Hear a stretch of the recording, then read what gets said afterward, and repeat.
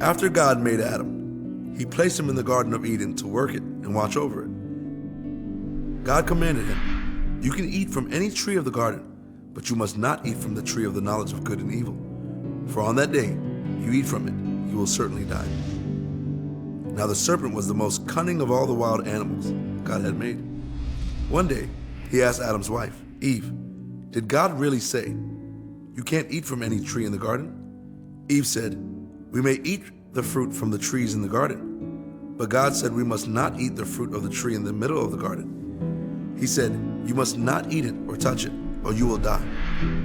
"No, you will certainly not die," the serpent said. "In fact, God knows that when you eat it, your eyes will be opened and you will be like God, knowing good and evil." Eve saw that the fruit looked good, and she wanted to be wise like God. So she took some of the fruit and ate it. She gave some to Adam, who was with her, and he ate it too. As soon as they ate the fruit, their eyes were open, and they knew that they were naked.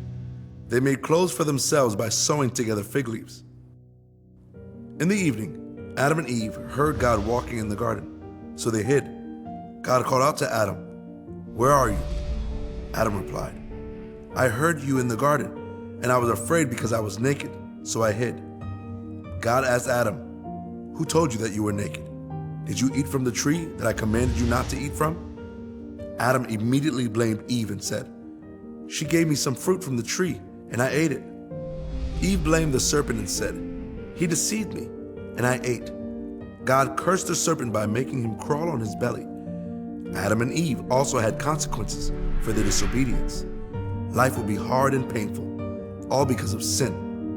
The ultimate consequence for humanity's disobedience to God is death. But God promised that one of the woman's descendants would destroy the serpent. God was merciful to Adam and Eve. He made clothes for them out of animal skins before he sent them out of the garden. God put angels and a sword of fire at the entrance of the garden to guard the way to the tree of life.